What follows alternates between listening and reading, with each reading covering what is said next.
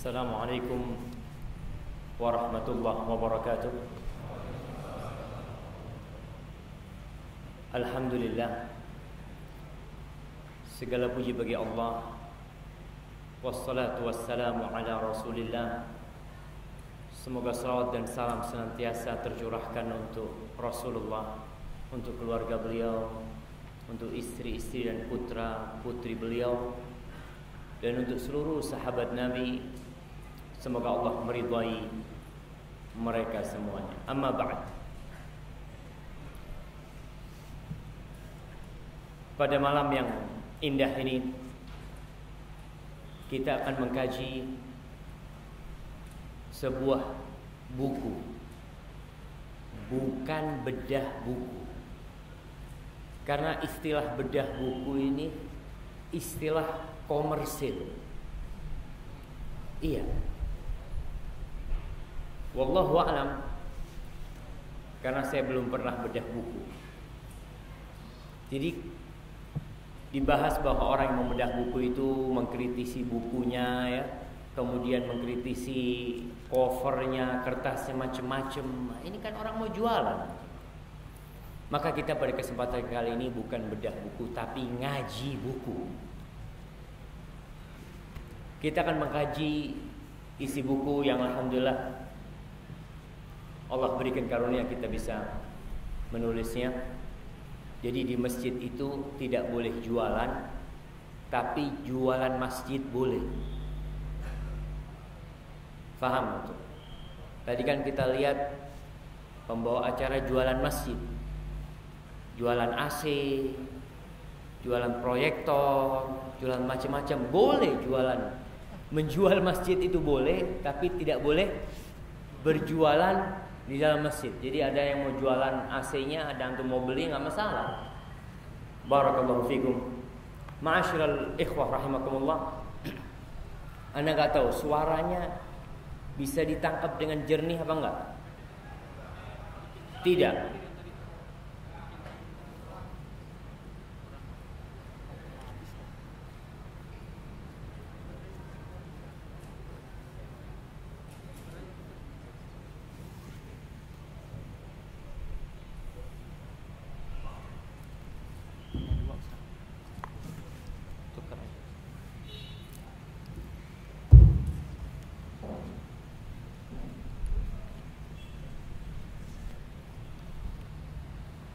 Alhamdulillah.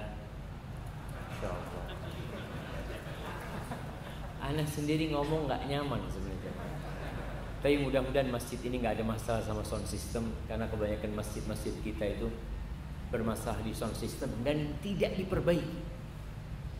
Di masjid-masjid kampung itu khutbah Jumat nggak kedengeran, tapi ya tetap khotibnya Allah, jamaahnya masya Allah. Itu salah satu kelebihan mungkin masjid di kampung, jamaahnya khusyuk semuanya. Jadi pada yang ditunggu amin. Ketika sudah mulai amin, amin, amin, sudah mulai bangun mereka. Alhamdulillah. Baik, berbincang tentang bersama keluarga masuk surga. Salah satu cara untuk masuk surga bersama keluarga adalah memiliki rumah bersama di surga. Bagaimana kita bisa memiliki rumah bersama di surga? Antum punya rumah, istri juga punya, anak-anak juga punya. Caranya bangun masjid bersama-sama. Karena Rasul sallallahu alaihi wasallam bersabda, "Man bana lillahi masjidan banallahu lahu baitan fil jannah." Barang siapa yang membangunkan untuk Allah lillah, bukan karena untuk dirinya, bukan untuk dipuji, bukan untuk disanjung, tapi dia benar-benar membangun lillahi ta'ala, maka niscaya Allah akan membangunkan bagi dia kelak rumah di surga. Jadi kalau bangun rumah, antum sama anak antum punya rezeki enak, yuk 1 meter. Si ibu juga 1 meter. si saudara 1 meter insya Allah akan memiliki rumah bersama di surga Allah Jalla Jalaluhu. Kenapa seseorang harus memikirkan keluarganya? Kenapa seorang hamba dituntut untuk tidak hanya memikirkan diri sendiri?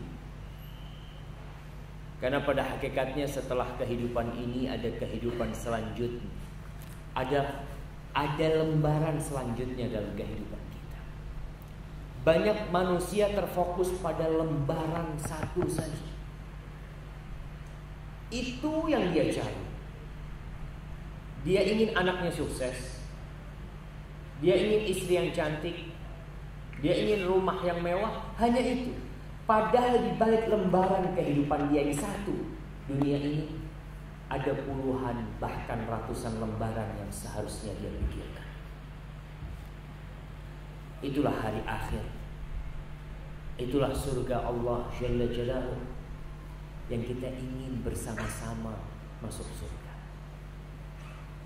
Bapak-bapak dan ibu-ibu, saya yakin apabila anaknya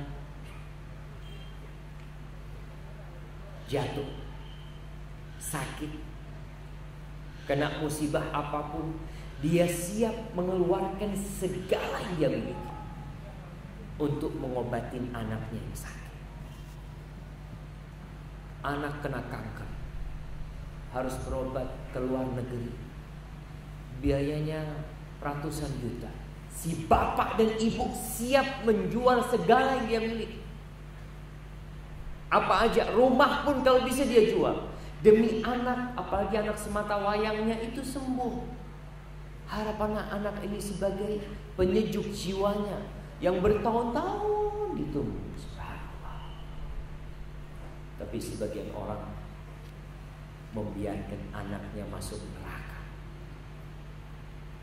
Bahkan orang tua yang mendorong anaknya masuk neraka. Dengan apa?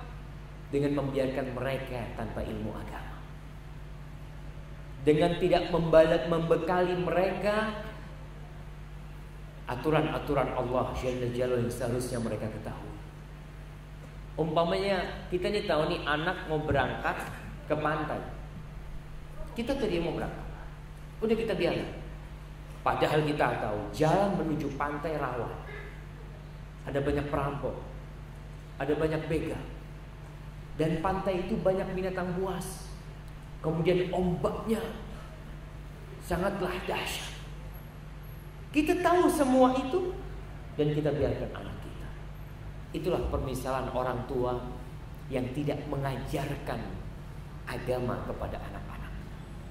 Itulah permisalan para suami yang tidak mengajarkan tentang Allah dan tentang Islam kepada istri dan pasangan hidup.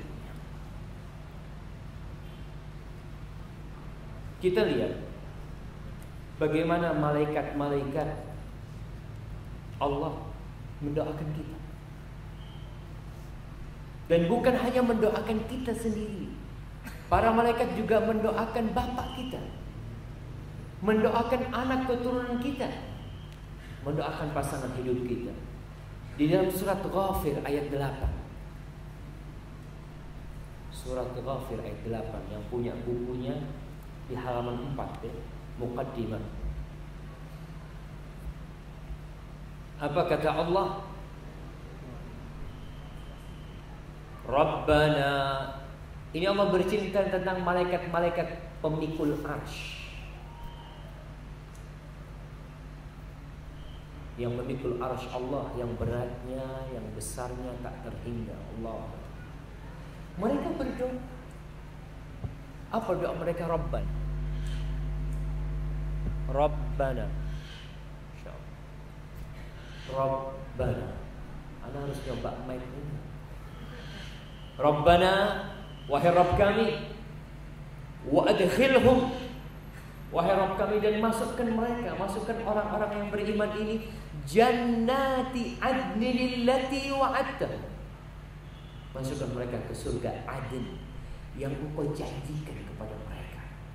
Wa man salaha min abaihim, dan masukkan ke surga juga orang tua mereka yang soleh,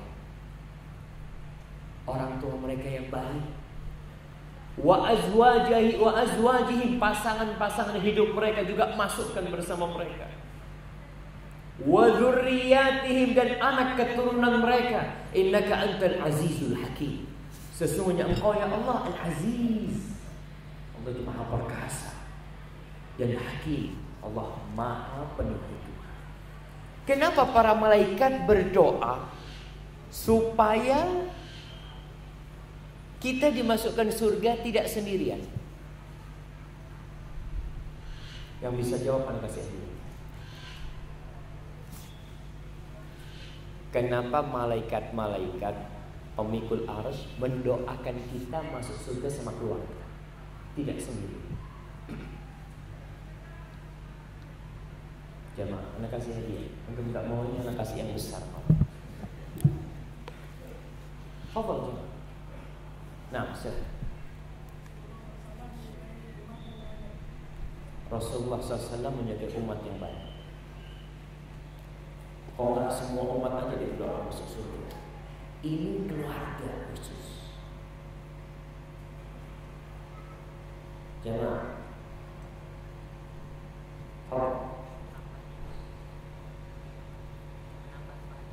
menambah kebahagiaan. Masya Allah.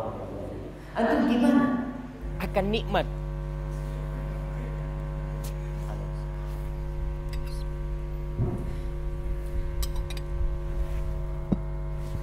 Diganti lagi. Masya Allah.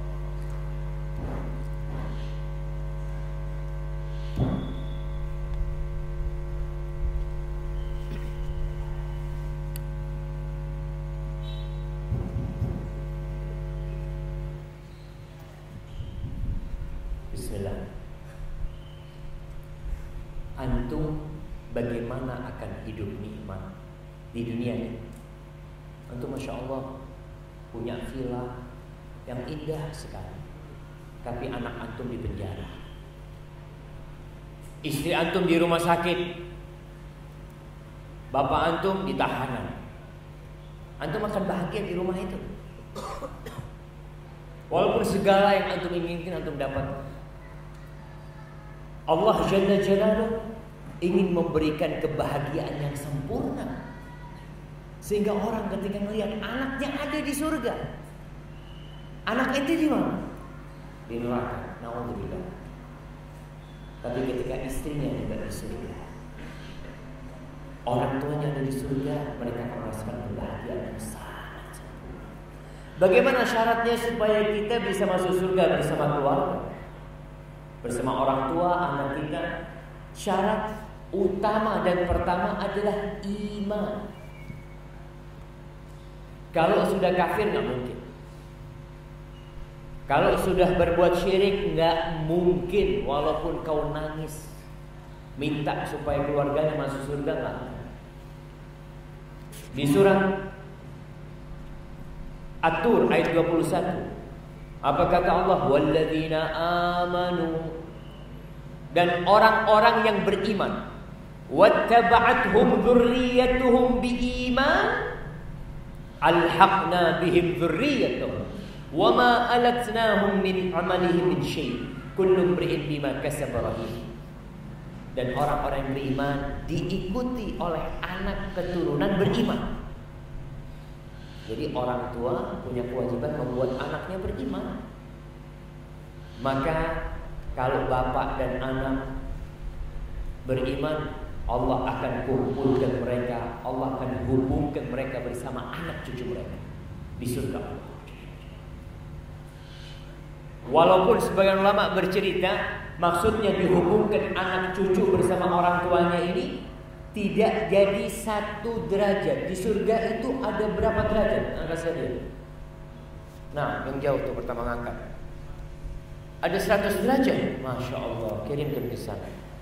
Betul, antum mau jawab berapa antum? Ada 100 derajat. Mungkin bisa jadi bapaknya di derajat nomor 90 atas, dekat dengan Arsyur Rahman. Tapi si anak berada di derajat nomor 9. Bisa nggak anaknya ketemu bapaknya? Bisa. Seperti apa bentuk pertemuan itu? Mungkin si anak tidak dipindah ke derajat bapaknya, tapi si anak bisa berkunjung ke tempat bapak. Sebagaimana kebahagiaan antum kalau mudik. Antum di Jakarta, orang tua di kampung. Antum di sini di Bintaro, jauh orang tua. Bagaimana kebahagiaan antum di akhir tahun, bulan Ramadan, berangkat ke sana. Bahagia banget bisa berjumpa dengan mereka. Begitu pula insya Allah kebahagiaan penghuni surga yang dihubungkan dengan kerabat mereka. Karena penduduk surga itu saling berkunjung dan saling berjumpa. Tapi bagaimana supaya kita bisa masuk surga bersama? Ya, kalau antum mau masuk surga sama anak antum, cara pertamanya gimana? Nikah dulu antum. Saya mau masuk surga sama anak saya. Sudah kawin belum? Ya, nikah syarat pertama. Bikin keluarga, membuat dan membina keluarga. Terus bagaimana Ustaz? Orang-orang yang mati belum nikah, bagaimana kondisinya? Akan ada wanita-wanita penghuni surga yang menanti dia kalau masuk surga. Iya. Jangan berpikir orang mati nggak kawin masuk surga, belum tentu. Semua yang akan ditimbang Allah perbuatan. Hukum nikah apa hukum nikahnya? Sunnah, wajib apa sunnah? Nikah satu hukumnya sunnah. Tapi nikah itu akan menjadi wajib apabila kondisi mendesak. Seperti kalau nggak menikah bisa berzina. Baik Ustaz, ini kondisinya darurat, tapi nggak mampu nikah. Banyak anak-anak umpamanya kuliah, kondisinya udah darurat. Dengan pergaulan seperti itu dia seharusnya wajib sudah nikah, tapi nggak mampu. Apa yang seharusnya dilakukan? Puasa. Rasul sallallahu alaihi wasallam mengatakan, ya ma'syarasy syabab, man istata'a minkumul ba'a falyatazawwaj. Wahai anak-anak muda, ingat yang dipanggil Nabi anak-anak muda. Anak muda itu dari umur berapa sampai umur berapa? Di bawah 40 tahun. Jangan yang 50 tahun dengar hadis ini, Masya Allah. Ya ma'syarasy syabab, man istata'a minkumul ba'a, yang mampu untuk menikah, nikah. Kawin. Kenapa disuruh nikah? Subhanallah. Nikah ini sebenarnya manusia memiliki kecondongan kepada pernikahan. Tanpa disuruh nikah, dia itu condong kepada wanita. Tapi kecondongan itu ternyata ada yang haram. Mereka bisa berzina. Makanya tidak ada alasan, tidak ada alasan seorang muslim berzina padahal Allah buka peluang buat dia untuk menikah. Seorang lelaki sudah beristri masih berzina, dirajam hukum. Allah katakan fankihu ma taba lakum minan nisa'i mathna wa thulatha wa ruba'. Nikahi 2, 3, 4 wanita lain. Fa in khiftum alla ta'dilu fawahidah. Kau punya nafsu, Allah tahu, Allah yang menciptakan nafsu itu. Dan Allah memberikan arahan bagaimana kau menyalurkan nafsu.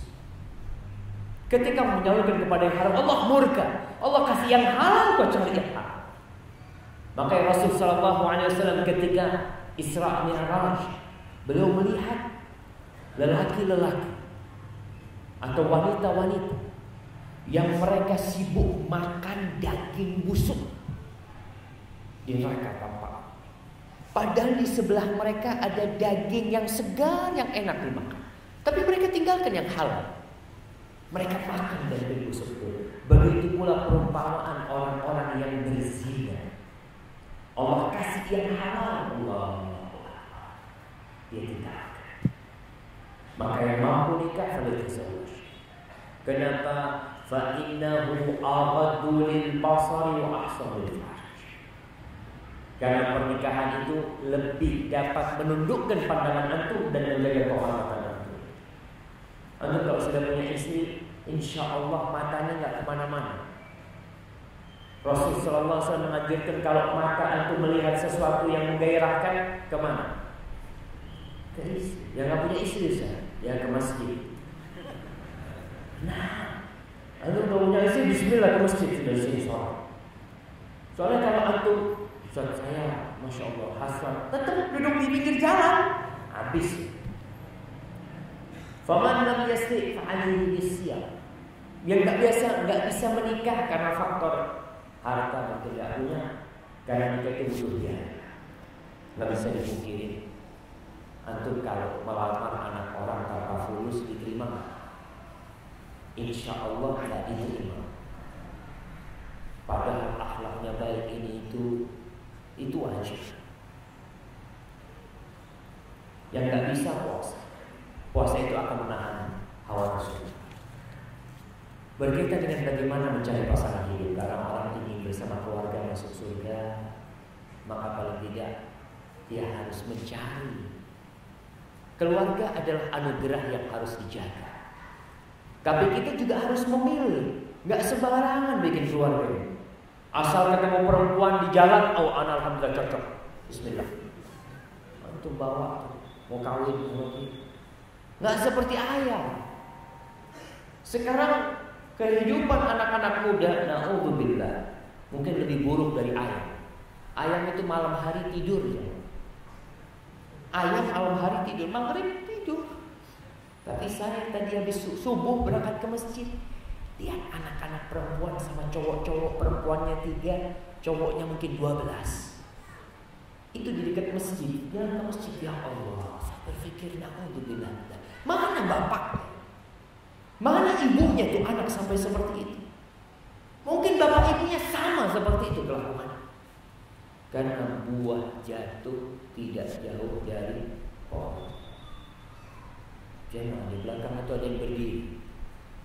Di atas nggak bisa bikin. Mungkin mereka bisa naik ke atas itu.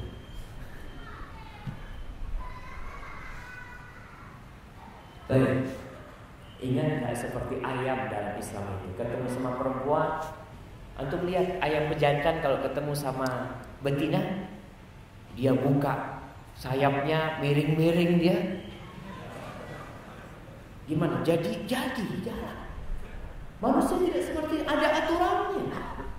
Allah kasih kau akal agar kau berpikir. Tapi ada manusia yang kata Allah Jalla Jalla, balhum kal an'am. Ulaika kal an'am, belum apa? Ulaika kal an'am. Mereka seperti binatang ternak, bahkan lebih buruk. Kalau kerbau kumpul kerbau, kerbau kumpul kebo, wajar enggak? Wajar. Itu kenapa kumpul kebo? Ya anak kerbau memang.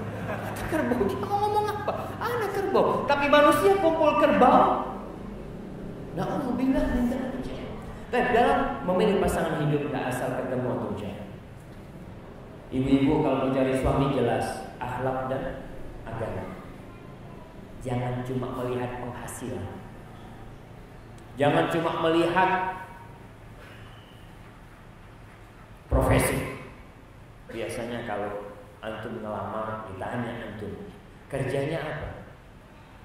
Ya antum sebutkan kerjanya seperti ini. Karena ukuran mencari menantu lelaki kata Rasulullah SAW adalah akhlak dan agama. Kalau orang yang berakhlak dan beragama antum tolak, ini akhlaknya baik, agama antum tolak, kata Rasulullah SAW, takun fitnatun fil ardi wa fasadun. Akan terjadi kerusakan di muka bumi dan kekacauan yang besar sekali. Munculnya preman-preman, munculnya narkoba itu anak-anak, munculnya orang-orang yang tidak berbakti kepada orang tua, munculnya anak-anak menjadi pencuri, penuhnya penjara-penjara. Salah satu sebabnya adalah orang yang agamanya baik dan akhlaknya mulia ditolak. Kebanyakan orang itu menikah karena nafsu. Ketemu di SMA, cocok, ketemu di kuliah, udah pas, kawin. Enggak melihat agama tuh, enggak, aku sudah senang sama dia. Muncul anak-anaknya yang berbakti sama orang tua. Karena orang tua tidak berpikiran agama. Padahal ketika mengadakan walimah, apa yang ditulis? Mohon doa restu. Gimana Allah merestui engkau ketika caramu mencari suami atau istri tidak diridhoi Allah? Maka akhlak dan agama. Ada faktor ketiga yang perlu dipertimbangkan. Faktor lelaki itu bisa memberikan nafkah. Karena kalau kita menikahkan putri kita dengan lelaki yang tidak bisa memberikan nafkah, agamanya baik, Masya Allah, akhlaknya jangan ditanya, tapi tidak bisa memberikan nafkah, akhirnya makan apa nanti? Rasulullah SAW ketika Fatimah binti Qais hendak menikah, setelah dia selesai masa iddahnya, datang di Fatimah mengatakan kepada Rasulullah SAW, aku dilamar oleh dua orang. Yang pertama Abu Jahal, yang kedua Muawiyah ibn Abi Sufyan. Bayangkan janda yang lamar dua orang. Kata Rasulullah SAW, amma Muawiyah fasa'lu kulla ma lahu, wa amma Abu Jahm fala yada'u asahu an atiqi. Kalau Muawiyah itu orang miskin, gak punya duit, gak bisa ngasih nafkah, makan. Jadi Rasulullah SAW memberikan arahan kau menikah dengan orang yang punya kemampuan memberikan nafkah. Gak harus kaya, tidak mampu memberikan nafkah. Adapun Abu Jahanis, orangnya tidak pernah meletakkan tongkat dari pundak. Para ulama menjelaskan bisa jadi dia ini suka pukul. Orang kan kalau pegang tongkat, istrinya salah sedikit, gampang aja dia pukul. Atau makna kedua, si Abu Jahm ini orang yang suka safar, jarang ada di rumah.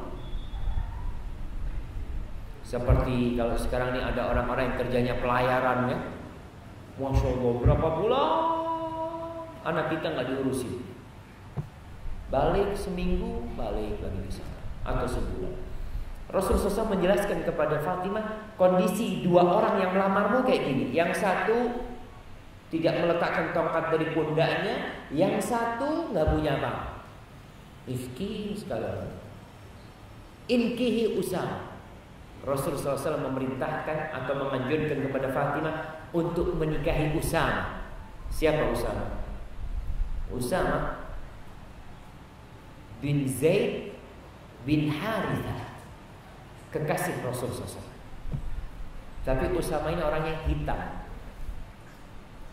terus hidungnya nggak mancung. Si Fatimah mengatakan fakarihtu, aku nggak suka sama Usama. Tapi karena Nabi menganjurkan Usama, aku nikah. Ketika aku nikah dengan Usama, aku mendapatkan kebahagiaan. Karena akhlak mulia, agama baik, dan mampu memberikan nafkah. Banyak terjadi perceraian gara-gara suami tidak bekerja. Banyak. Atau suami malas kerja. Paling tidak 3 kriteria. Adapun cara memilih pasangan istri yang idaman, ya, insya Allah tetap agamanya baik. Kalau bicara cantik, bapak-bapak, kalau ada orang meminang putri bapak karena kecantikannya saja, jangan diterima. Karena orang yang meminang wanita karena cantiknya saja, itu biasanya sebagian penulis mengatakan dawah lin nisa. Orang yang suka nyobain perempuan-perempuan. Dia kan mau perempuan cantik, sebulan 2 bulan mungkin dia bosan. Dia akan cari perempuan-perempuan lain nanti. Na'udzubillah. Jadi ketika dia menikahi putri kita, kita lihat kenapa dia nikahin putri kita. Karena cantiknya doang.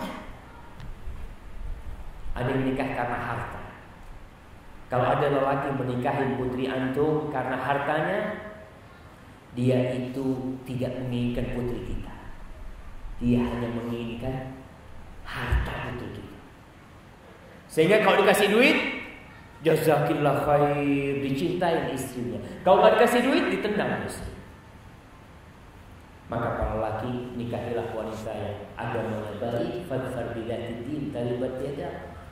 Dan nikahilah wanita yang subur dan pengasih dan penyayang, yang sayang sama anak, lalu yang enak dipandang. Mau nggak mau, kita nggak bisa dibohongin. Antum menikahi seorang wanita, ngelihat aja antum nggak suka, ya gimana antum akan berduaan dengan dia? Oleh itu dalam Islam diperintahkan seorang yang hendak menikah untuk nazar, untuk melihat tuh itu mau nikah sama fulan. Jangan cuma mengandalkan informasi. Ustaz yang masih informasi fiqh. Jujur orangnya. Betul, cuma bisa jadi dia menggambarkan tuh perempuan kepadamu seperti yang dilihat, tapi engkau menghayal yang lebih besar dari itu. Masya Allah, hidungnya seperti ini, bulu matanya seperti ini.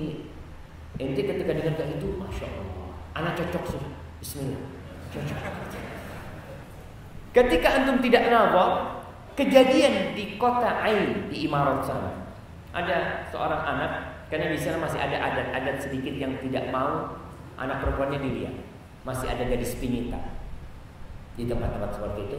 Si anak dikasih tahu sama ibunya, Nina, calon istrimu itu kayak gini, kayak gini, kayak gini, kayak gini, macam-macam.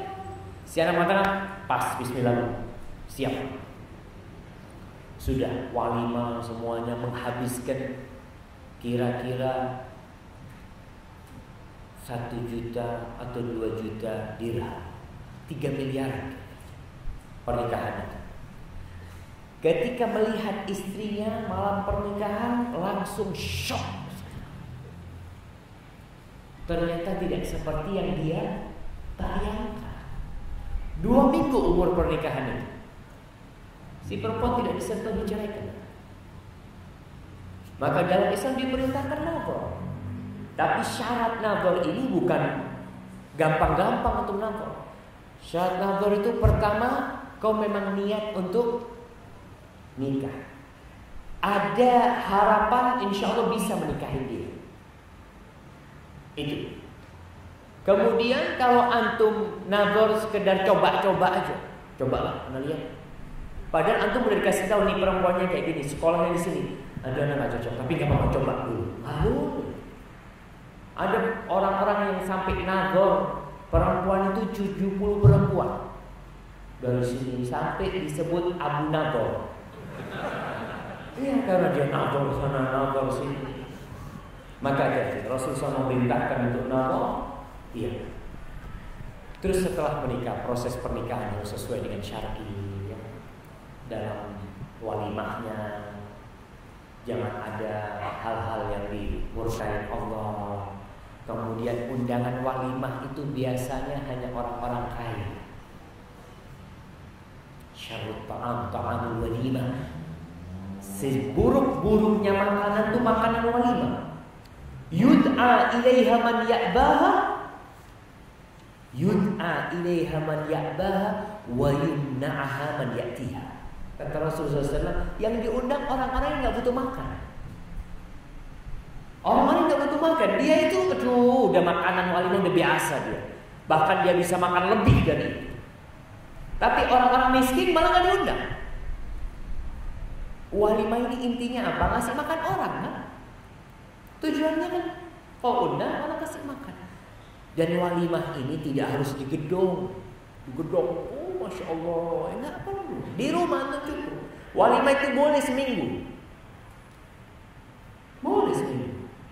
Dalam artian antum undang jamaah masjid 100 orang hari ini. Yuk ke rumah walimah. Nah, ada apa yang dimakan-makannya? Alhamdulillah, anak baru nikah. Besoknya panggil lagi jamaah sholat zuhur, datang ke rumah. Besoknya panggil orang-orang di pinggir jalan, Bismillah yuk ke rumah. Subhanallah, supaya Allah memberkahi walimah dan pernikahan. Kita ini masuk surga sama istri dan anak-anak kita. Dari situ salah satu cara untuk bisa masuk surga. Ada bagaimana perjalanan bersama keluarga untuk masuk surga.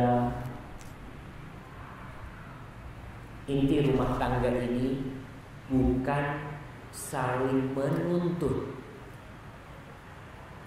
Kau harus seperti itu, aku harus seperti ini, bukan. Pernikahan ini sebenarnya saling melengkapi. Karena dua manusia ini sama-sama kurang. Perempuan hidup sendiri kurang, lelaki hidup sendiri kurang. Ketika ketemu, apa kata Allah Jalla Jalaluhu? Hunna libasul lakum wa antum libasul lahun. Kata Allah, hun, tuh wanita-wanita pakaian buat kalian, dan kalian pakaian buat tuh perempuan. Bisa antum bayangkan ketika seorang keluar rumah tanpa pakaian, diketawain semua. Tapi ketika mereka saling melengkapi dan tidak melihat kepada kekurangan. Awal yang harus antum yakini, istri antum ini kurang, nggak sempurna. Tapi sebelum menikah, bayangan antum itu dari A sampai Z, Masya Allah, udah perfect banget, nggak ada kurang. Ketika dapat 2 hari, oh ternyata kebiasaan dia habis subuh tidur. Ada perempuan-perempuan kayak gitu. Si perempuan juga itu, ya Allah, ternyata suamiku ngorok kalau tidur. Dia sebelum nikah kan bayangannya, Masya Allah. Apalagi kebayang orang-orang yang hidup romantis, ternyata tidak. Ya udah, saling melengkapi dan saling memahami.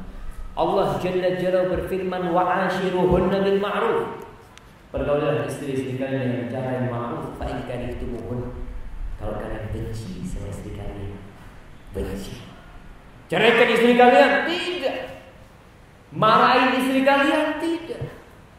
Kata Allah, fa in karihtumuhunna fa 'asa an takrahu syai'an wa yaj'al Allah fihi khairan katsiran. Bisa jadi yang kalian benci itu ternyata di balik situ Allah menjadikan kebaikan yang banyak sekali. Jadi kita kalau dapat istri, ya Allah kok kayak gini, ya mudah-mudahan dari istri yang kayak gini nih muncul anak-anak yang soleh, muncul putri-putri yang soleh. Dan Rasulullah SAW bersabda dalam hadis riwayat Muslim ini di halaman 24, Nabi mengatakan la yafraq mu'min mu'minah. Tidak boleh seorang yang beriman membenci wanita yang beriman, istri yang beriman. Kenapa tidak boleh membenci dia? Rasulullah SAW mengatakan al-mu'minul qawi khairun wa ahabbu ila Allah minal mu'minid dha'if wa fi kulli khair. Kata Rasulullah SAW, seorang mukmin yang kuat itu lebih baik dan lebih dicintai Allah daripada mukmin yang lemah. Wa fi kulli khair. Tapi di mukmin yang kuat dan lemah ada kebaikan. Istri kita mukminah, beriman kepada Allah, berarti ada kebaikan dia, ada kebaikan. Terus kenapa kau meminang dia kalau kau gak suka? Kau datang ke rumahnya, minta sama orang tuanya, ngumpulin duit untuk wali. Kenapa kau melakukan itu? Berarti ada kebaikan di istrimu, tapi tidak sempurna kebaikan itu. Maka jangan dibenci. Lihatlah kepada kelebihannya. Begitu pula para wanita. Hadis ini walaupun ditujukan kepada lelaki, tapi kebalikannya kepada para wanita. Nggak boleh perempuan itu membenci suami gara-gara punya kelakuan yang mungkin buruk, tidak disukai. Tetap dia harus melihat kepada kelebihan istri. Maka rumah tangga supaya harmonis, suami istri harus memahami apa yang diinginkan suaminya, dan suami mengetahui apa yang diinginkan istrinya. Kalau yang diinginkan suami dari istri, yang pertama tentunya penghormatan. Suami itu adalah pemimpin. Gimana pemimpin kalau nggak dihormatin? Allah mengatakan ar-rijalu qawwamuna 'alan nisa. Kemudian para wanita tidak menghormati suami. Penghormatan yang paling utama dari wanita kepada suami adalah taat dan patuh kepada suami. Apa aja yang diperintahkan suaminya selama itu tidak bertentangan dengan syariat, taati. Suaminya ngomong, "Dek, aku nggak mau kau tidur habis subuh." Jangan tidur habis subuh. Bangun dah. Aku nggak suka kau pakai baju warna kuning. Padahal si istri suka pakai baju warna kuning. Wajib taat nggak dia? Wajib taat. Ketika ini tidak berjalan, mulai tanda-tanda kerusakan rumah tangga selesai. Di dunia aja rumahnya jadi neraka, bagaimana di akhirat kelak? Maka penghormatan. Yang kedua, penghargaan. harus dihargai suami. Berapapun yang dia bawa cukup sebagai penghargaan atau sebagai jangan. Ini pertanyaan bisa sampai subuh. Kita sampai jam berapa Pak?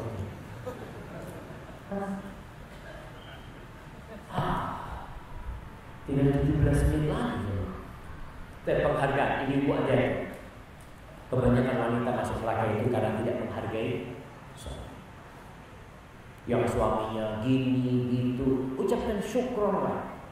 Jazakallah khair kepada suami. Suami mau hidup sama ibu, itu suatu keutamaan. Bayangkan suami itu meninggalkan bapak dan ibu. Padahal kita tahu surga dan neraka seorang laki siapa? Orang tua. Dia tinggalkan, dia hidup sama ibu. Maka hargai. Yang ketiga, suami butuh pendampingan.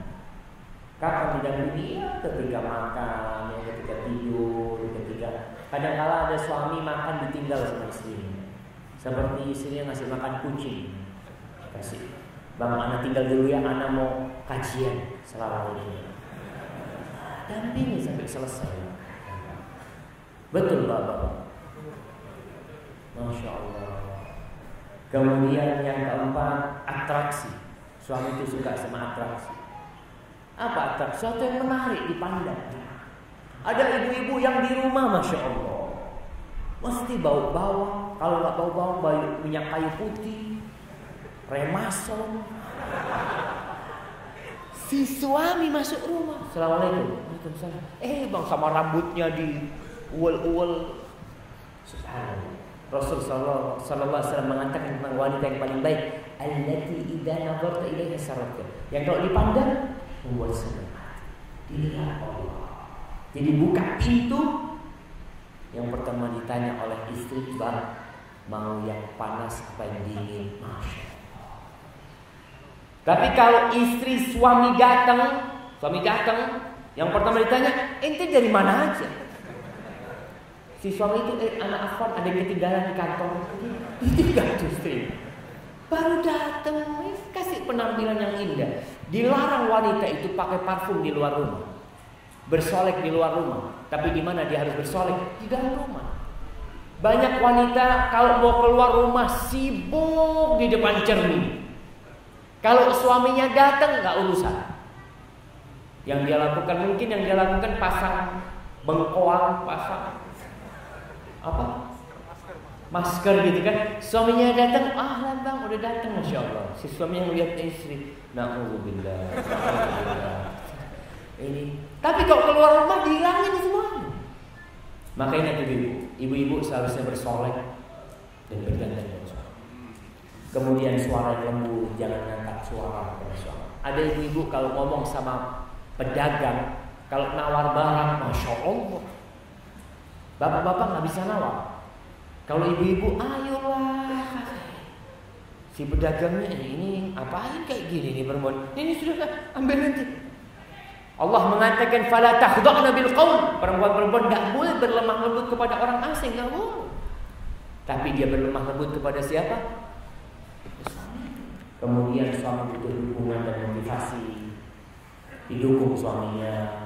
Kemudian menjaga kehormatan diri. Ini penting di masa sekarang. Seorang wanita harus membatasi dirinya dari bergaul dengan lelaki. Baik itu di medsos atau di mana. Umpamanya ada Facebook, Twitter, ada teman-teman cowok yang gak ada urusan. Kan orang sekarang menjadi teman tinggal klik. Gak tahu siapa itu. Kok gak ada urusan? Hapus. Sampai ada seorang lelaki. Ini suami istri. Si istri ini punya Facebook. Ternyata ada lelaki jadi teman. Jadi temannya istrinya. Dia ingin nyoba bagaimana agama istri. Digodain sama si suaminya sendiri. Kau gimana sama suamimu? Baik, macam seperti itu. Mulai digodain macam-macam. Apalagi na'udzubillah, aku gak mau dengan seperti itu. Kemudian dihapus. Datang suaminya mencium istri. Karena ternyata istrinya benar-benar setia dan menjaga kehormatan. Maka tolonglah untuk menghormati suami. Hapus. Kemudian mendidik anak-anak. Suami itu suka sama ibu-ibu yang merawat anaknya. Ada ibu-ibu yang merawat kecantikannya, anaknya nggak diurusin. Atau ibu-ibu sibuk sama sahib-sahibnya, arisan, kemana-mana arisan. Anaknya sama-sama sama pembantu. Akhirnya nanti muncul generasi-generasi yang mentalnya mental pembantu.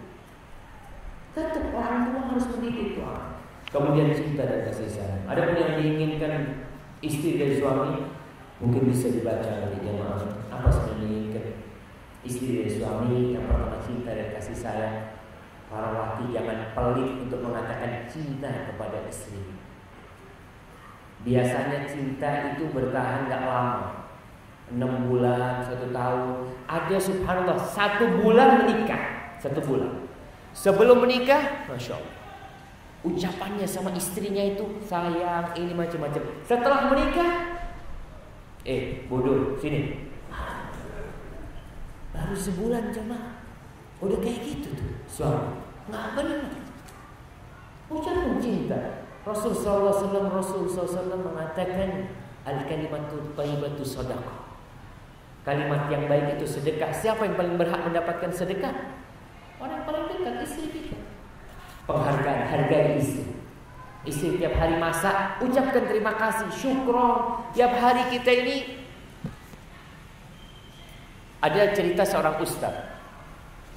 Wallahu a'lam, itu cerita hanya permisalan, tapi mungkin terjadi.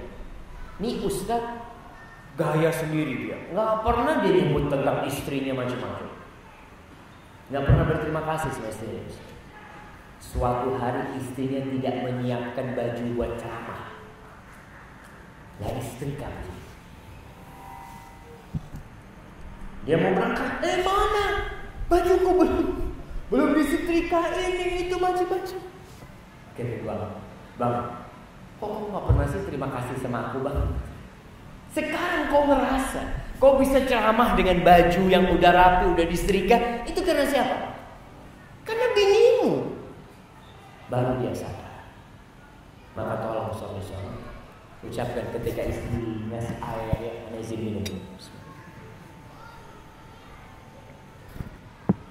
Katakan jazakillah khair. Makasih. Yang ada biasanya kalau disuguhin, kurang manis. Mana syukronnya? Katakan terima kasih dulu. Kalau nanti mau dikasih tahu, kasih tahu. Tapi terima kasih dulu kepada istri. Kemudian perempuan itu ingin perhatian, bukan cuma ingin duit. Kemudian ingin didengarkan isi hatinya, ingin suasana santai dan menyenangkan di rumah nih. Bapak-bapak ya, kalau ingin masuk surga bersama keluarga, ciptakan suasana di rumah. Suasana kekeluargaan. Ada orang yang subhanallah keluarganya itu kaku sekali. Suami datang, dia ingin menjaga jarak sama istri.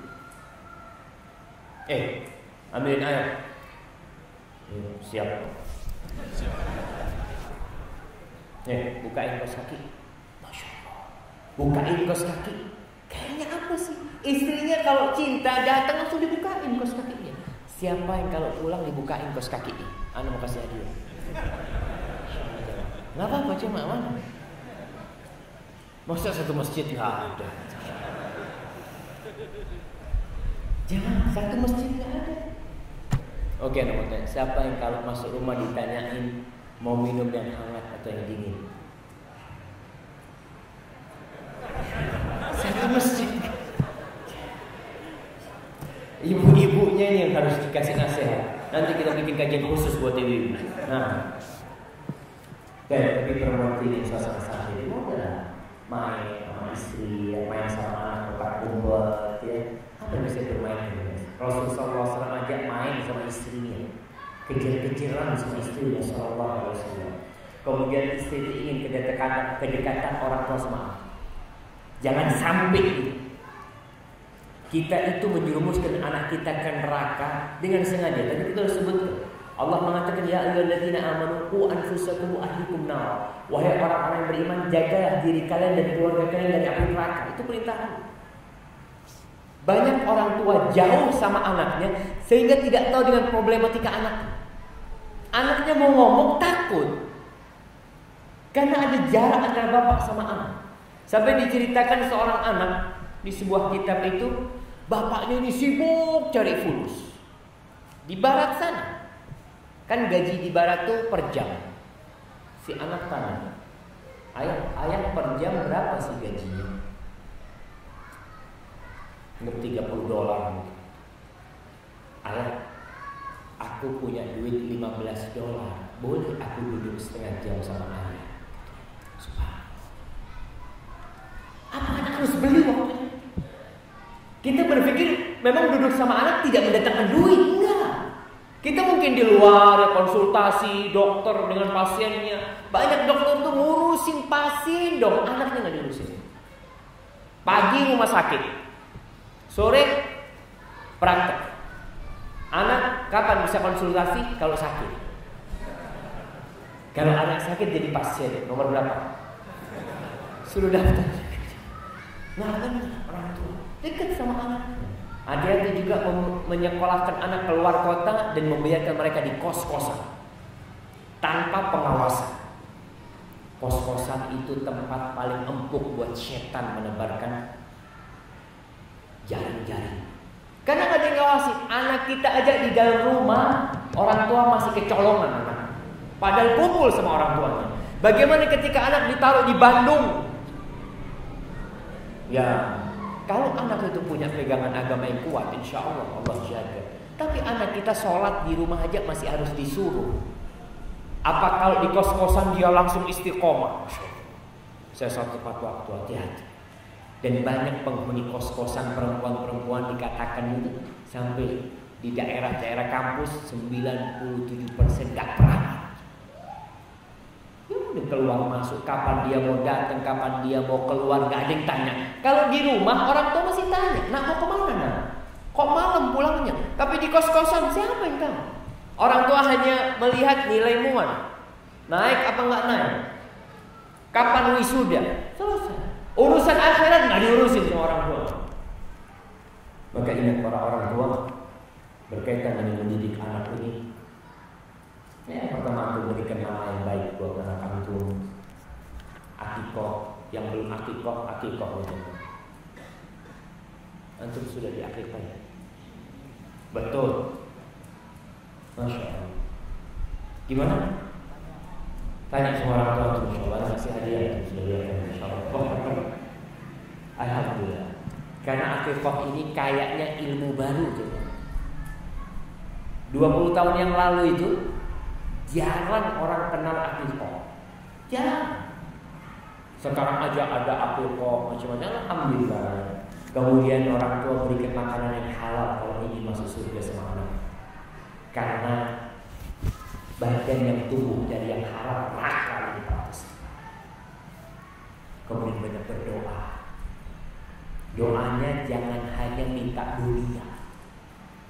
Orang tua senantiasa berdoa kalau anaknya mau ujian, ya Allah, mudah-mudahan anakku sukses ujiannya. Nah, ibu doakan kau selalu supaya sukses ujian. Subhanallah, sukses ujian di dunia dapat apa sih? Oke, dapat jabatan selesai. Tapi pernahkah kita mendoakan seperti doanya Nabi Ibrahim buat anaknya? Rabbi ja'alni muqimas shalah wa min dzurriyyati Rabbana wa taqabbal du'a. Nabi Ibrahim mendoakan buat anaknya keluarga supaya kasih rezeki. Nah, tapi beliau tidak pernah lupa mendoakan anaknya supaya mendirikan sholat. Diminta langsung sama Allah. Orang tua ngelihat anaknya nggak sholat biasa. Buktinya, anak-anak kecil tuh Rasulullah SAW memerintahkan kepada kita ngajar anak sholat mulai umur berapa?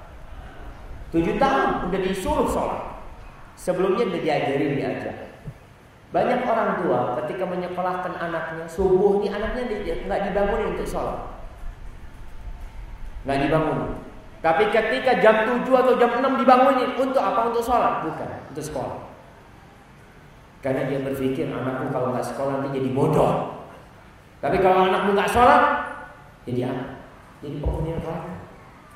Allah mengatakan kepada penghuni neraka, qalu ma salakakum fi saqar? Qalu lam nakum minal musallin. Kata mereka, kita nggak sholat dulu di dunia. Jadi penghuni neraka saqar. Apa kita mau anak kita jadi penghuni neraka saqar? Kita biarkan seperti itu.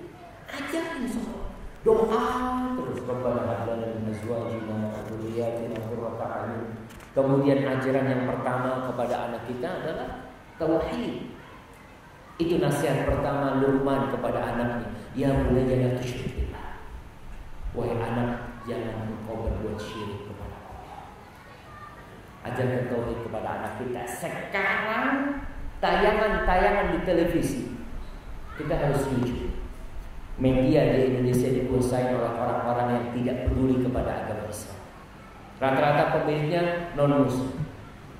Kalaupun muslim, orientasinya juga fulus. Sekarang banyak tayangan-tayangan Hindu di televisi. Mulai apa? Ada Mahabharata. Kemudian apa lagi? Antum nggak tahu? Apa? Krishna. Ada yang kartun lagi. Itu Krishna kartun. Terus apa lagi? Itu anak kita nonton kayak gitu tuh. Udah diajarin syirik dari kecil. Dan orang tua enggak apa-apa setelah kartun. Subhanallah. Anak-anak itu cepat nangkap. Dia ketika melihat ada ajian macam-macam bisa dia praktekkan. Padahal kalau dia di pojok ya, ada lagi yang apa kartun-kartun yang diseneng sama anak-anak? Naruto apa kartunnya? Tapi kadang-kala ada yang mengajarkan kesyirikan, tidak percaya sama Allah Jalla Jalla, tidak mengajarkan sholat sama sekali, tidak mengajarkan tauhid kepada anak kita, dan kita membiarkan. Karena hiburan buat anak kita. Hati-hati jemaah. Anak kecil itu pendidikannya tidak dengan omongan. Pendidikannya itu dengan apa yang dia pandang. Dia melihat bapaknya merokok.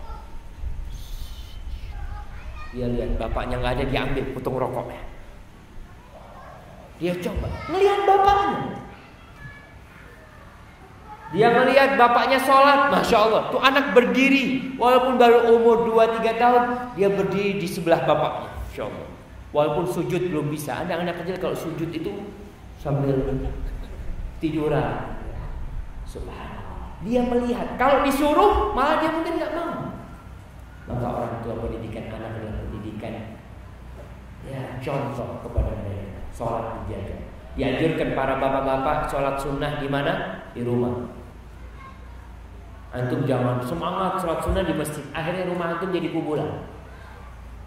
Kenapa jadi kuburan? Karena rumah kita ada masa-masa tidak ada sholat sama sekali. Ketika istri kita datang pulang, itu nggak ada sholat di rumah kita. Ketika istri kita nifas, sama sekali tidak ada sholat di rumah kita. Kalau antum nggak sholat sunnah di rumah, jadi kuburan rumah antum 40 hari. Maka sholat sunnah dianjurkan, kata Rasulullah SAW, khairu sholatir rajuli fi baitihi illa al-maktub. Sebaik-baiknya sholat seorang lelaki di mana? Di rumahnya. Kecuali sholat fardu di masjid. Yang pertama, sholat sunnah di rumah itu jauh dari riya. Karena nggak ada yang melihat kecuali istri antum. Istri antum nggak bisa dibohongin sama antum. Tahu sama antum, pura-pura sholat ini nggak mungkin seperti itu.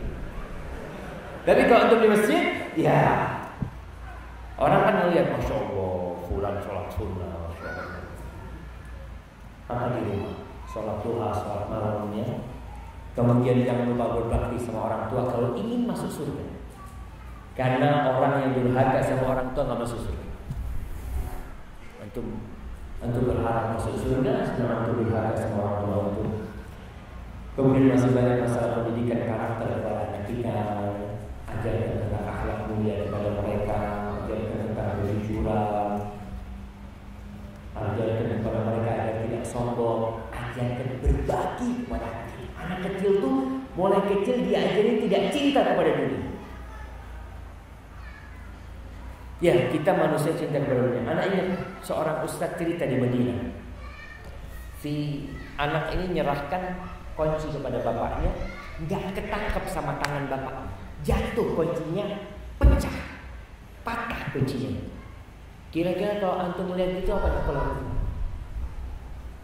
umpamanya si anak menyerahkan HP sama antum, HP-nya jatuh, pecah.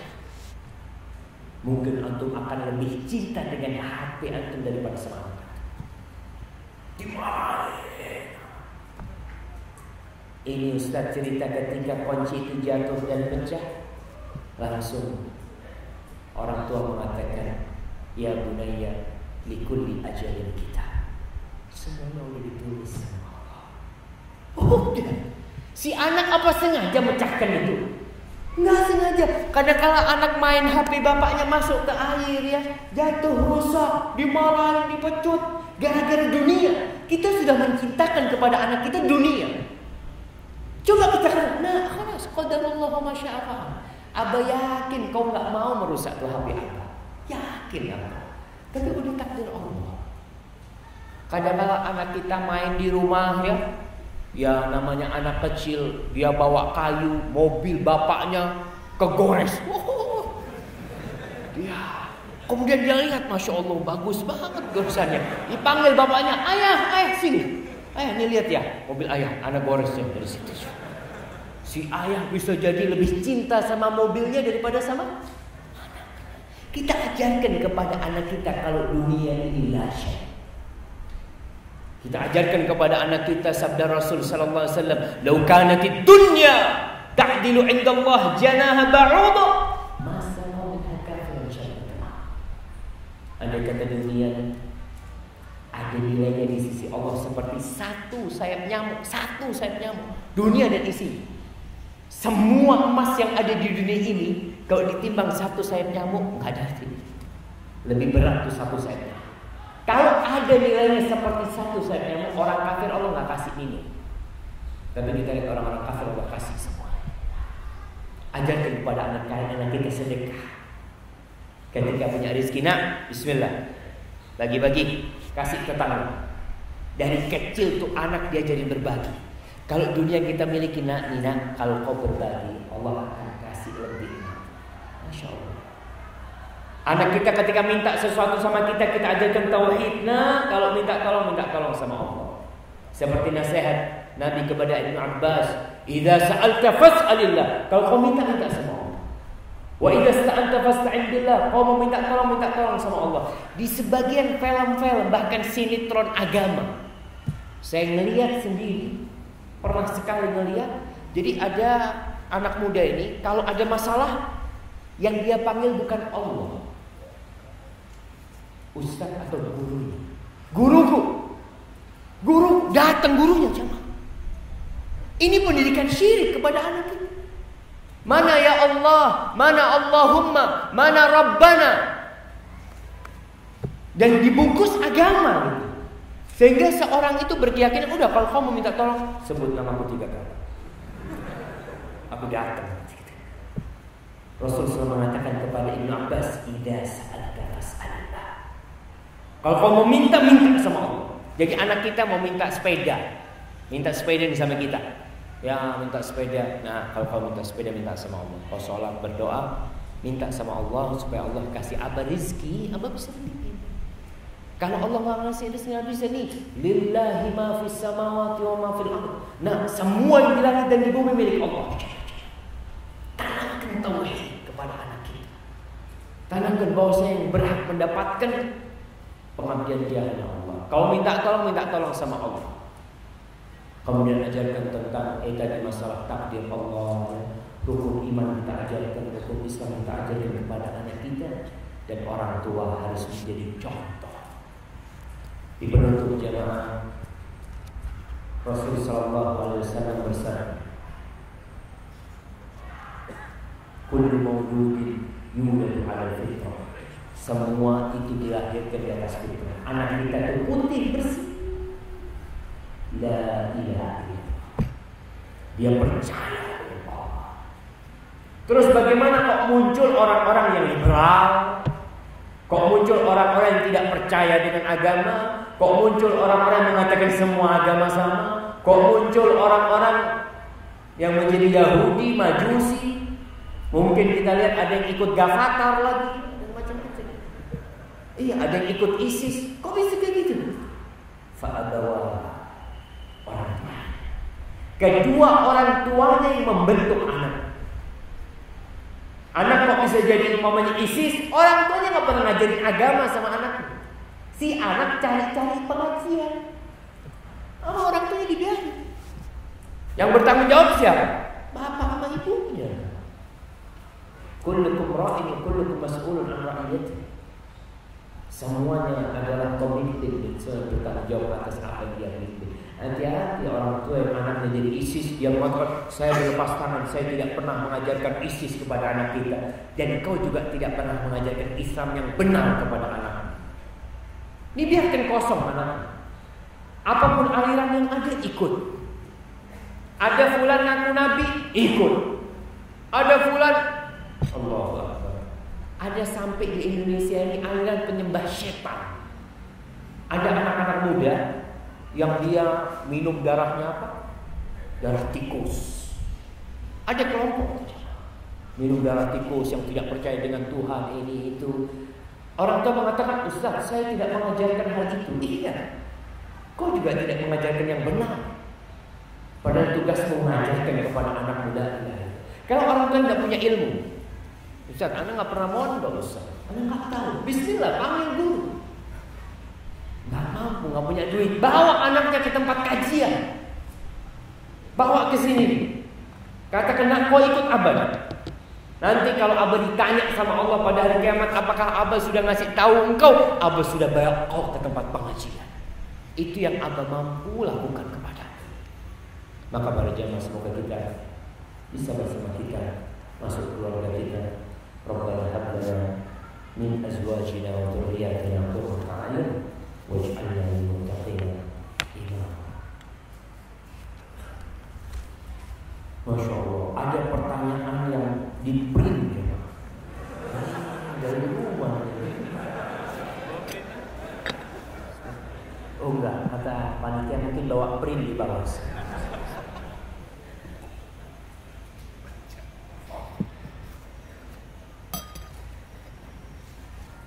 Bagaimana menerapkan ilmu sabar dan ikhlas sebelum menetapkan pilihan untuk menikah? Bagaimana menerapkan ilmu sabar dan ikhlas sebelum menetapkan pilihan untuk menikah? Gak paham.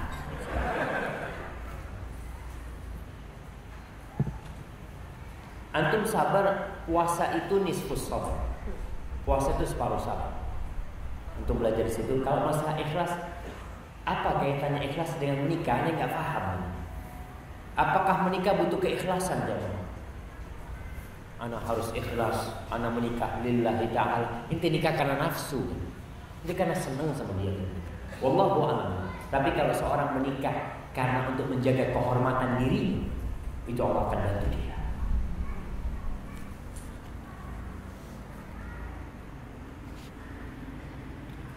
Nah,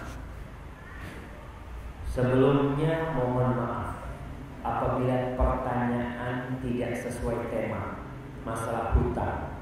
Semoga berkenan untuk menjawab. Apakah membantu mantan suami? Betul mantan. Iya. Mantan suami melunasi hutang karena usahanya bangkrut bisa dianggap sebagai membayar zakat.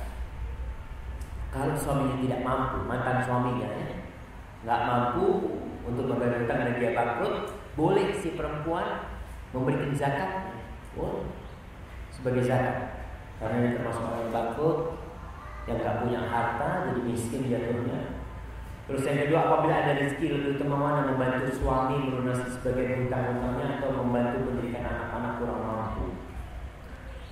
Kalau ini mantan suami lagi, Masya Allah, istrinya kayaknya masih sayang sama suaminya. Biasanya orang kalau cerai kan sudah na'udzubillah, nggak mau kenalan. Tapi ini ternyata dia mau bantu. Maka dilihat, kalau si suami ini masih bisa membayar utangnya, mantan suaminya, ya. Atau bisa dibagi dua, sebagian untuk melunasi hutang suami, mantan suami, sebagian digunakan untuk pendidikan anak-anak yang kurang mampu. Kemudian apakah kewajiban hutang itu otomatis turun ke anak-anak? Ya, jadi anak ini wajib berbakti kepada orang tuanya. Kalau orang tua tidak mampu, mati nih orang tuanya meninggalkan hutang, siapa yang melunasi? Ahli warisnya. Sebagaimana kalau dia meninggalkan uang, siapa yang mewarisi? Ya ahli warisnya. Jabir bin Abdullah atau Abdullah bin Zubair. Zubair bin Awam, dia itu orang yang amanah. Banyak orang datang ke Madinah titip duit sama Zubair, amanah. Zubair nggak mau, takut kepake duitnya. Kata Zubair, oke lah, titip ke anak, tapi anak utang. Soalnya kalau amanah nggak boleh dipakai. Kalau ada orang titip duit nih 1 juta sama kita, anak titip ya, kita nggak boleh sentuh itu duit, karena dia titip amanah. Tapi kalau dia ngomong, syuh, akadnya utang, anak utang duit ini. Nanti kapan datang anak bayar. Zubair bin Awam melakukan itu. Ketika meninggal dunia, Masya Allah, Zubair berpesan kepada anaknya, wahai anakku, kalau kau nggak bisa bayar utang bapakmu nanti, kau minta tolong sama tuannya Zubair. Is'al maula Zubair. Si anak mikir, faman maulaka ya abati, siapa tuanmu? Apa kata Zubair? Allah. Kau kalau sudah kesusahan tidak bisa bayar utang bapak, ya karena banyak orang titip duit, akhirnya harus kau minta tolong. Subhanallah. Abdullah bin Zubair kalau sudah kepepet, dia memanggil, ya maula Zubair ikdi anhu dainah. Wahai tuannya Zubair, bayarkan utangnya Zubair. Subhanallah. Terbayang semua. Bahkan masih menyisakan warisan yang banyak sekali. Zubair punya istri 4, semua dapat warisan yang banyak di sini ketika ditinggal mati.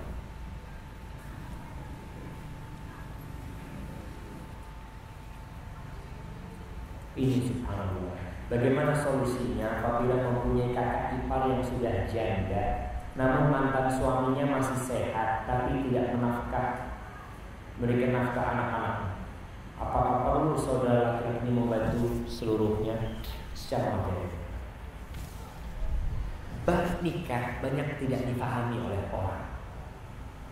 Kita ini muslim. Dalam Islam kewajiban memberikan nafkah itu 100% kewajiban bapak.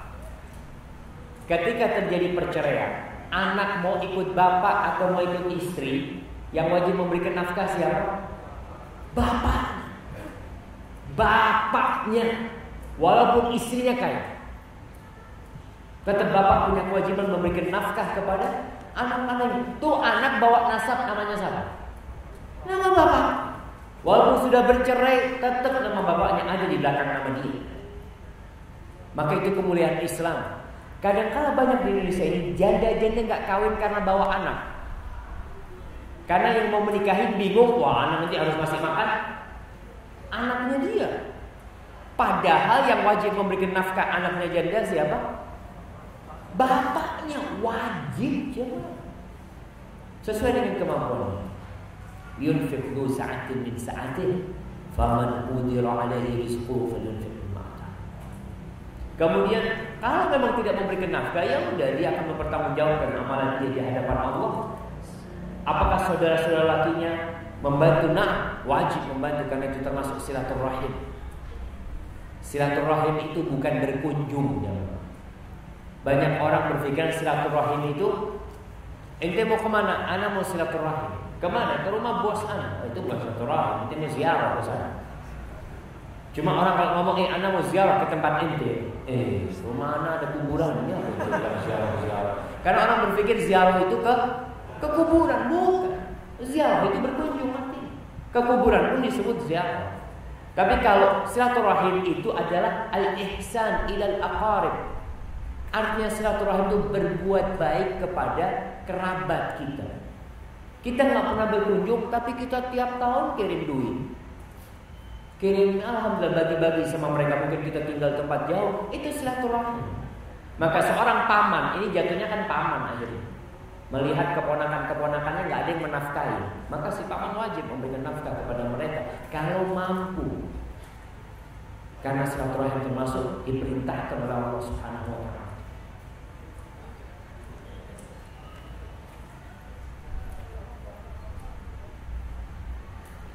Nah, bagaimana kalau ibu bapak udah cerai? Apakah masih bisa dikumpulkan dengan mereka? Iya, bisa dikumpulkan dengan mereka, tapi sendiri-sendiri nanti. Si anak bisa menjumpai ibunya, si anak bisa menjumpai bapaknya, insya Allah. Bagaimana caranya? Ya, amal soleh, iman yang pertama, yang tauhid dijaga, kemudian perintah-perintah Allah. Ustaz, bagaimana dengan suami yang belum bisa menerima kekurangan istri? Gimana? Ya sabar. Itu suami kan pilihan anti juga. Iya, para jemaah, ya Anda sebutkan di buku tadi. Ada permasalahan-permasalahan di rumah tangga yang hikmahnya besar sekali. Bisa jadi permasalahan di rumah tangga itu untuk menghapuskan dosa. Si istri diuji sama suaminya kayak gitu, mungkin si istri banyak dosa-dosa sama Allah. Dengan itu mudah-mudahan akan mengangkat derajatnya dan akan memasukkan dia ke dalam surga dengan kesabaran dia menghadapi suami. Suami yang tidak sabar dengan istrinya, si istri sabar dan didoain terus. Lalu suami yang seperti ini juga, dia harus introspeksi diri, dia tuh banyak kurangnya. Namun istri yang merasa kurang berusaha untuk menyempurnakan dirinya. Jangan istri kalau ribut sama suami, bang, aku kan memang kurang. Kau memang kurang, tapi berusaha untuk memperbaiki diri. Ketika dikasih nasihat sama suami, insya Allah aku akan berusaha untuk memperbaiki. Ada wanita-wanita yang masya Allah, ketika kasih nasihat sama suami, siap bang, aku akan berubah. Aku akan berubah. Bulan depan dikasih nasihat, siap bang, aku akan berubah. Tahun depan dikasih nasihat, siap bang, aku akan berubah. Alhamdulillah, dia mau berubah, walaupun masih belum berubah. Ada niat, alhamdulillah. Bagaimana dengan istri atau suami yang karena suami atau istrinya telah meninggal, kemudian istri atau suami menikah lagi, kemudian pasangannya meninggal lagi 2 atau 3 kali seperti itu? Bagaimana cara Allah mempertemukan mereka kelak di surga? Insya Allah itu urusan Allah saja. Tapi yang jelas wanita itu akan dikumpulkan dengan suami dia yang terakhir. Ada seorang sahabat wanita yang namanya Atikah. Atikah binti siapa lupa. Atikah ini menikah dengan lelaki-laki semuanya mati syahid. Sampai disebutkan mungkin 6 kali dia menikah. Pernah dia dilamar oleh Ali bin Abi Thalib, tapi dia nolak. Enggak, aku takut kau mati. Tapi kayak gitu. Akhirnya enggak dinikahin sama Ali bin Abi Thalib, tapi dinikahin oleh Husain bin Ali bin Abi Thalib. Dan akhirnya Husain pun tewas mati syahid. Radhiyallahu ta'ala an Husain wa an abihi wa an ummi wa an ashabin Nabi sallallahu alaihi wasallam. Setelah menikah dengan Husain, Atikah tidak menikah lagi. Maka dia akan dikumpulkan bersama siapa? Bersama Husain. Husain itu dijamin masuk surga.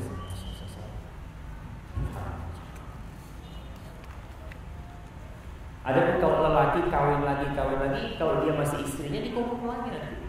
Tapi kalau sudah cerai, ya udah dia berlaki-laki.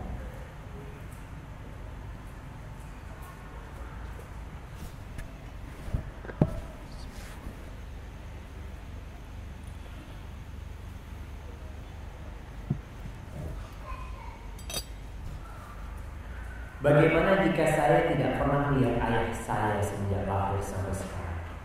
Apakah ayah saya bisa masuk surga hanya dengan doa-doa yang saya mohon kepada Allah untuk ayah saya? Dan saya bisa bertemu dengan ayah saya kelak jika belum masuk surga? Bisa. Ada orang yang memang orang tuanya meninggal atau dia dibuang sama orang tuanya karena satu kondisi, tetap si anak mendoakan doa. Rabbil firli wali walidayya warhamhuma anhuma wa rabbayani shaghira, insyaallah dia bisa dikumpulkan dengan orang tua. Ada sebuah kisah Rasulullah SAW menceritakan seorang yang masuk surga di derajat yang tinggi.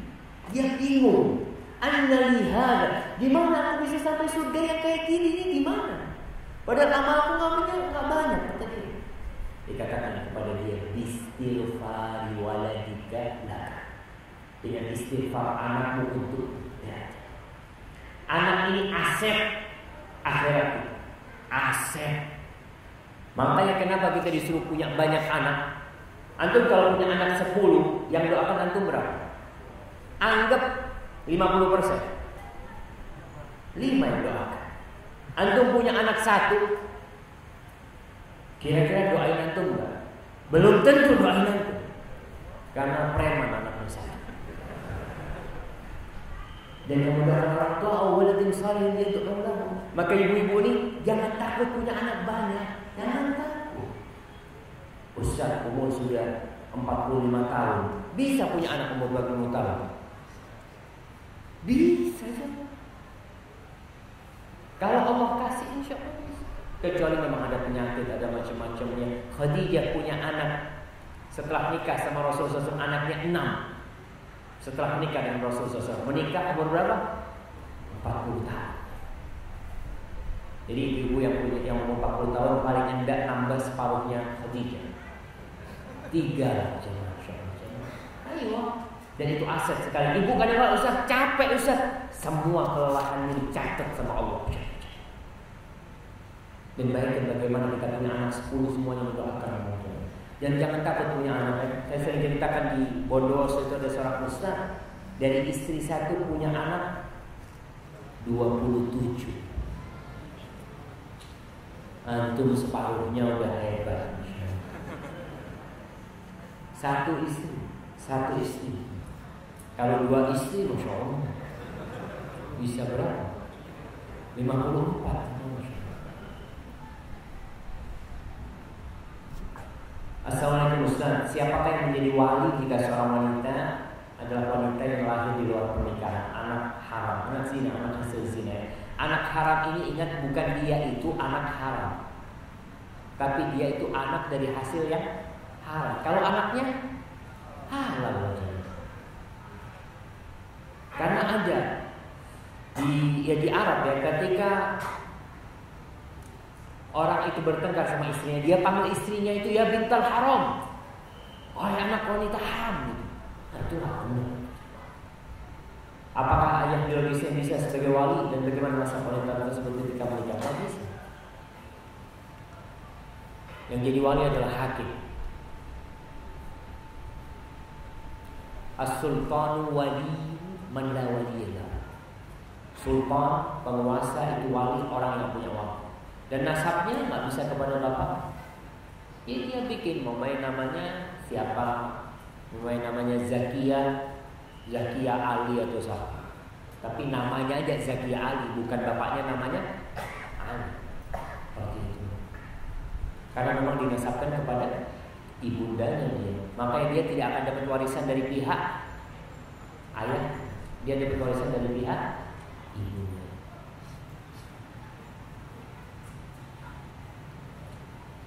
Ustaz, bagaimana hukumnya bagi istri yang membangkang terhadap perintah suami dalam hal kebaikan kepada Allah? Ngeyel.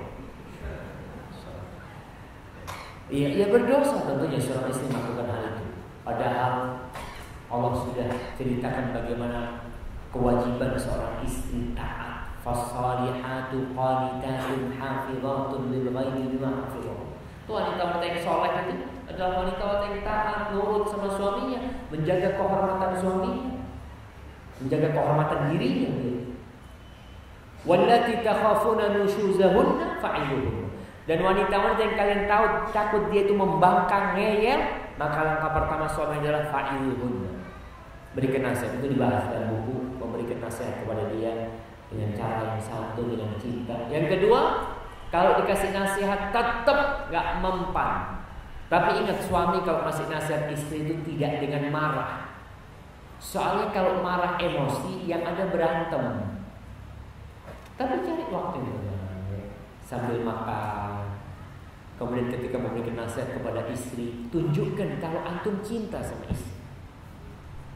Katakan, istriku, subhanallah, tidak ada wanita di muka bumi ini yang aku pikirkan kecuali engkau. Kalau kau belah dadaku, terukir namamu sini. Bohong. Gimana ada bisa terukir namanya? Kalau kecuali dia operasi dulu dia ukir namanya. Cuma nggak apa-apa dia katakan tentang cinta kepada istrinya, lalu ucapkan. Si istri ketika disanjung, diangkat-angkat, hatinya terbuka. Masya Allah, istriku, boleh aku meminta sesuatu kepadanya? Si istri akan mengatakan, bang, kalau kau minta jantungku aku kasihkan. Ketika itu aku minta, kalau kau bisa ini itu, katakan. Rasul sallallahu alaihi wasallam ketika memberikan nasihat fa'iluhunna ini dari asal kata mau'izah. Ud'u ila sabili rabbika bil hikmati wal mau'izatil hasanah. Itu yang diperintahkan, mau'izah hasanah kepada istri. Dan ketika ngasih tahu istri enggak perlu antum umpamanya istriku bawa kitab, buka. Nih, itu baca. Keras, baca dengan suara keras. Ribut ini kasih sayang, ucapkan di telinga dia, minta. Istri itu insya Allah bisa diperbaiki. Tapi kalau memang udah diomongin, udah santun, diancam juga tetap, wahjuruhunna fil madajih. Tidak diajak ngomong di kasur. Karena salah satu senjata istri itu ranjang. Kalau suami diranjang masih menggauli dia, si istri tambah jadi dia. Oh, suamiku masih butuh semangat. Malah tambah dia ngero. Tapi ketika suami mendiamkan istrinya, nah, si istri akan bertanya, kenapa suami itu tidak mau ngomong? Didiamkan, diranjang. Ternyata itu tidak berhasil. Karena ada suami-suami yang memang nggak mendatangin istrinya, maka si istri tidak merasa bersalah. Kalau istri yang solehah dia akan merasa bersalah. Nggak bisa lagi, wajiib suruh pukul. Tapi pukul yang tidak melukai dan tidak membuat patah tulang, teman-teman. Pukul dengan pukulan yang penuh cinta dan kasih sayang kepada istri kita. Pukul tangan, pukul tepat-tepat, nggak boleh pukul wajahnya. Nabi mengatakan wala tadrib wajh, kau jangan pukul wajah. Dan istri selalu membanding-bandingkan dengan laki-laki lain atau mantan-mantannya sewaktu ta'aruf dulu. Apa hukumnya? Masya Allah. Ini membuat sedang merakit bom bunuh diri dia. Kalau dia sudah mulai, bang, kau tahu tuh, fulan, Masya Allah. Kau tahu fulan, dia mau bikin bom di rumahnya supaya hancur. Gak boleh membanding-bandingkan suami sama laki-laki. Kalau mau memberi nasihat kepada suami, ada caranya.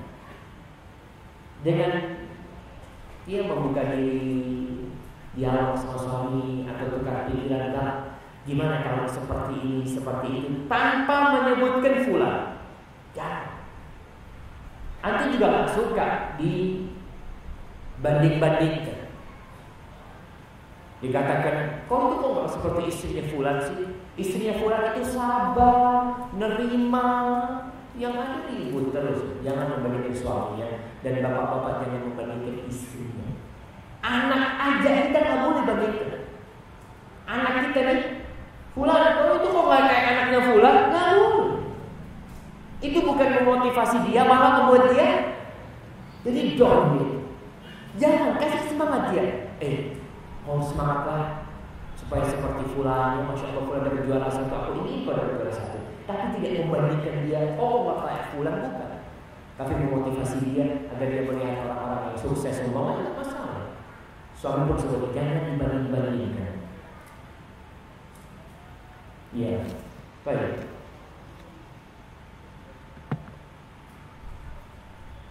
Udah setengah 10. Udah selesai, cukup. Aduh tuh, panitianya udah merah matanya. Apalagi sebagian Masya Allah udah merem-merem. Kayaknya kita coba ukur lah jamaah di sini jamaah. Insya Allah mudah-mudahan pertanyaan ini aku kumpulin semua. Kalau memang nanti kita bikin kajian khusus untuk menjawab pertanyaan-pertanyaan ini, Insya Allah. Panitia anda bawa makanannya. Barakallahu fikum. Apabila yang anda sampaikan benar itu dari Allah Jalla Jalaluhu, kalau ada yang salah dan kurang berkenan, itu dari diri anda sendiri. Allah dan Rasul yang terbebaskan dari kesalahan itu. Wassalamualaikum warahmatullahi wabarakatuh. Untuk jangan lupa mendoakan masjid ini, semoga masjid ini menjadi salah satu mercusuar yang menegakkan la ilaha illallah dan sunnah-sunnah Rasulullah sallallahu alaihi wasallam. Subhanakallahumma wa bihamdika asyhadu an la ilaha illa anta astaghfiruka wa atubu ilaik. Assalamualaikum warahmatullahi wabarakatuh.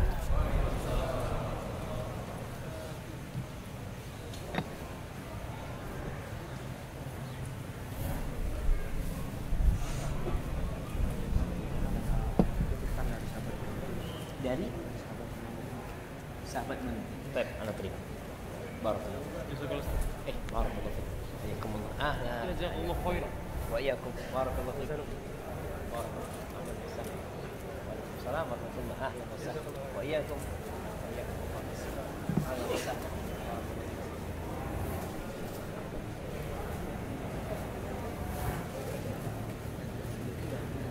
Kasih saya sudah selesai kan?